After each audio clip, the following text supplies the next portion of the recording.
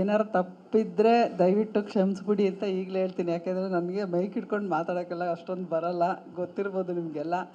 But ಸಮಯ ಬಂದಾಗ ಮಾತಾಡಲೇಬೇಕಲ್ಲ, ಹಾಗಾಗಿ ಎರಡು ಮಾತಾಡ್ತೀನಿ. ಮೊದಲನೇದಾಗಿ ಈ ಸಿನಿಮಾ ಅವರು ಸಾರ್ ನನ್ನ ಹತ್ರ ರಾಜು ಸರ್ ಸ್ಕ್ರಿಪ್ಟ್ ಹೇಳಿದಾಗ ಅವರು ಹೇಳಿದ ರೀತಿ ತುಂಬ ಇಷ್ಟ ಆಯಿತು. ಮತ್ತು ಒಂದು ವಿಷಯ ಕೊಡುವಂಥದ್ದು, ಒಂದು ವಿಷಯ ಮುಟ್ಟಿಸುವಂಥದ್ದು. ಹಾಗಾಗಿ ತಕ್ಷಣ ನಾನು ಒಪ್ಕೊಂಡೆ, ಹಿಂದೆ ಮುಂದೆ ಯೋಚನೆ ಮಾಡಿಲ್ಲ. ಮತ್ತು ಕೆಲಸ ಮಾಡುವಾಗಲೂ ಅಷ್ಟೇ, ಒಂದು ಕುಟುಂಬ ಅಂತ ಏನು ಹೇಳಿದ್ರು ಅದು ಸತ್ಯವಾಗಲೂ ಇತ್ತು. ಹಾಗಂತ ಎಲ್ಲೂ ಕಾಂಪ್ರಮೈಸ್ ಇಲ್ಲ, ಹಿಂಗೆ ಬೇಕಂದರೆ ಹಂಗೆ ಬೇಕು. ಅಷ್ಟು ಚೆನ್ನಾಗಿ ಕೆಲಸ ಮಾಡಿಸಿದ್ದಾರೆ, ನನ್ನೊಬ್ಬಳ ಕೈಲಿ ಅಂತಲ್ಲ, ಪ್ರತಿಯೊಬ್ಬರ ಕೈಲೂ. ಮತ್ತು ರೇಖಮ್ಮ ಅದು ಸೀನ್ ನೋಡುವಾಗ ತುಂಬ ಖುಷಿಯಾಯಿತು.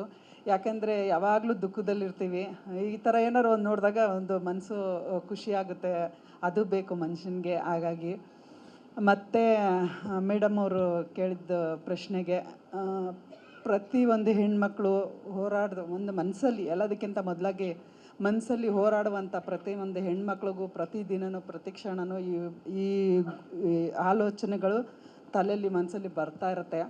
ತುಂಬ ನೋವಾಗುತ್ತೆ ಇದನ್ನು ಹೇಳ್ಕೊಳ್ಳೋದಕ್ಕೆ, ಆದರೂ ನಡೀತಾ ಇದೆ ಜೀವನ ಅಂತ ಹೇಳಬೇಕು.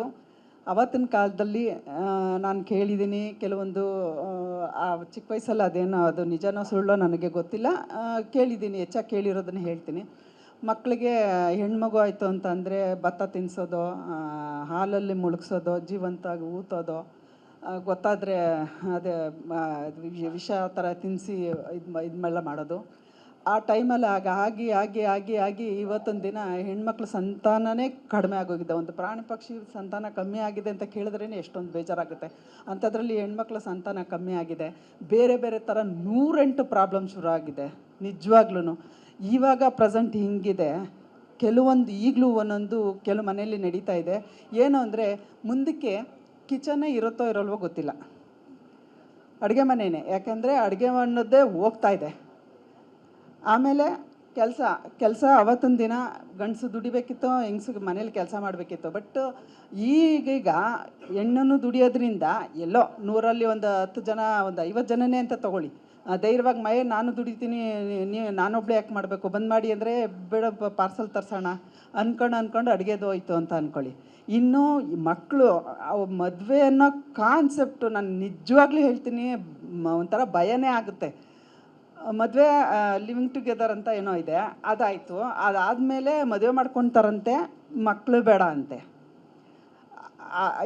ಕೇಳೋದಕ್ಕೆ ಆಶ್ಚರ್ಯ ಆಗುತ್ತೆ. ಅದನ್ನು ಅಗ್ರಿಮೆಂಟ್ ಮಾಡಿಕೊಂಡು ಮದುವೆ ಆಗಿರೋದನ್ನ ಒಂದು 5-6 ನೋಡಿ, ಅದನ್ನ ಹೇಳೋಕ್ಕೆ ಇಷ್ಟಪಡಲ್ಲ, ಅವ್ರವ್ರ ಲೈಫು. ಬಟ್ ಕೆಲವೊಂದು ಟೈಮು ಕೆಲವರು ಟಾರ್ಚರ್ ತೊಗೊಂಡಿರೋದಕ್ಕೆ ಕೆಲವು ಹೆಣ್ಮಕ್ಳು ತಾಯಿ, ಅಂದರೆ ಅದರಲ್ಲೂ ಮುಖ್ಯವಾಗಿ ತಾಯಿ, ಅವಳು ಜೀವನನ ನೊಂದ್ಕೊಂಡು ಕಷ್ಟದಲ್ಲಿ ಕಳೆದು ಯಾರ ಹತ್ರ ಹೇಳ್ಕೊಳಕ್ಕಾಗದೆ, ಎಲ್ಲೂ ಇದು ಮಾಡೋಕ್ಕಾಗದೆ, ಇವಾಗ ಅವಳಿಗೆ ತಿಳಿದೇನೋ ಅದನ್ನು ತನ್ನ ಹೆಣ್ಮಕ್ಳ ಮೇಲೆ ಹಾಕಿ, ಬೇಡಮ್ಮ ಹಂಗಿದ್ರೆ ಹಿಂಗಿದ್ರೆ ಹಂಗೆ, ನೀನು ಆರಾಮಾಗಿರು ಅಂತ. ಅದನ್ನು ಕೆಲವು ಮಕ್ಕಳು ಒಳ್ಳೇದಾಗಿ ತೊಗೋತಾ ಇದ್ದಾರೆ, ಕೆಲವು ಮಕ್ಕಳು ಅದನ್ನೇ ಮಿಸ್ಯೂಸ್ ಮಾಡ್ಕೋತಾ ಇದ್ದಾರೆ. ಇದರಲ್ಲಿ ಯಾರು ತಪ್ಪು ಯಾರ್ದಿದು ಅಂತ ಹೇಳೋಕ್ಕೆ ಗೊತ್ತಾಗ್ತಿಲ್ಲ.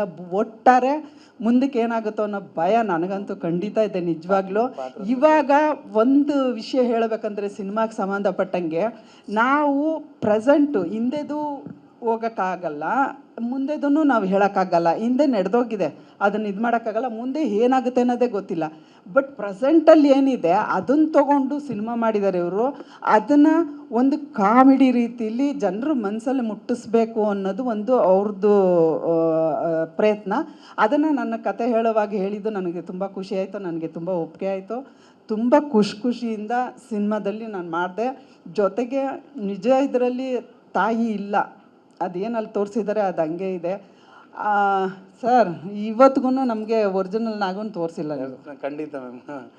ಪ್ರತಿ ಶೂಟಿಂಗಲ್ಲಿ ಎಲ್ಲಿ ಒರಿಜಿನಲ್ ನಾಗು ಅಂತ ಕೇಳಿ ಸುಸ್ತಾಗ್ಬಿಟ್ಟಿದ್ದೀವಿ, ಅವ್ರು ಇನ್ನೂ ಬಂದಿಲ್ಲ. ಬಟ್ ಸಿನಿಮಾನ ತುಂಬ ಎಂಜಾಯ್ ಮಾಡ್ಕೊಂಡು ನಾವು ಮಾಡಿದ್ದೀವಿ. ನೀವು ನೋಡುವಾಗ ನಿಮಗೂ ಅಷ್ಟೇ ಹಾರ್ಟ್ಗೆ ಟಚ್ ಆಗುತ್ತೆ ಅನ್ನೋದು ನನ್ನ ಅನಿಸಿಕೆ. ತುಂಬ ಚೆನ್ನಾಗಿದೆ. ದಯವಿಟ್ಟು ಮುಂದೆ ಎಲ್ಲರೂ ಒಂದು ಒಳ್ಳೇದಾಗಲಿ ಅಂತ ಹಾರೈಸಿ, ಈ ಥರ ಒಂದು ಪ್ರೊಡ್ಯೂಸರ್ ಬಂದರೆ ಮುಂದಕ್ಕೆ ನಾವುಗಳು ಸಿನಿಮಾ ಅಂತ ಮಾಡ್ಬೋದು, ಅವರು ಬದುಕಿದ್ರೆ ನಾವು ಬದುಕ್ಬೋದು. ಇದರಿಂದ ಥಿಯೇಟ್ರಿಗೆ ಬಂದು ಸಿನಿಮಾ ನೋಡಲಿ ಅಂತ ಜನಗಳಲ್ಲಿ ಕೇಳ್ಕೊತೀನಿ. ಪ್ರಶ್ನವ್ರ ಹತ್ರ ನಿಮ್ಮ ಮಕ್ಕಳು ತಪ್ಪೋ ಸರಿನೋ ಮುಂದಕ್ಕೆ ಹಿಂಗೆ ಮಾಡಿ ಅಂತ ಒಂದು ಸಜೆಷನ್ ಕೊಟ್ಟು ಆಶೀರ್ವಾದ ಮಾಡಿ ಎಲ್ಲ ಚೆನ್ನಾಗಾಗಲಿ ಅಂತ ದಯವಿಟ್ಟು ಹಾರೈಸಬೇಕು ಅಂತ ನಿಮ್ಮಲ್ಲಿ ಕಳಕಳೆಯಿಂದ ಕೇಳ್ಕೊತೀನಿ. ಜಾಸ್ತಿ ಮಾತಾಡಿದರೆ ದಯವಿಟ್ಟು ಕ್ಷಮಿಸಿ. ಆಲ್ಮೋಸ್ಟು ಸಿನಿಮಾ ಪೂರ್ತಿ ನೋಡಿದ್ದೀನಿ. ಈ ಚಿತ್ರಕ್ಕೆ ಹಿನ್ನೆಲೆ ಸಂಗೀತ ನೀಡಿದ್ದೇನೆ. ನನಗೊಂದು ಚಾಲೆಂಜ್ ಇತ್ತು ಈ ಫಿಲಮಲ್ಲಿ. ಹಾಸ್ಯ ಸೆಂಟಿಮೆಂಟು ಬ್ಯಾಕ್ ಟು ಬ್ಯಾಕ್ ಹೋಗ್ತಾ ಇರುತ್ತೆ. ಆದಷ್ಟು ಶ್ರಮವಹಿಸಿ ಒಳ್ಳೆಯ ಸಂಗೀತ ಕೊಡೋ ಪ್ರಯತ್ನ ಮಾಡಿದ್ದೇನೆ.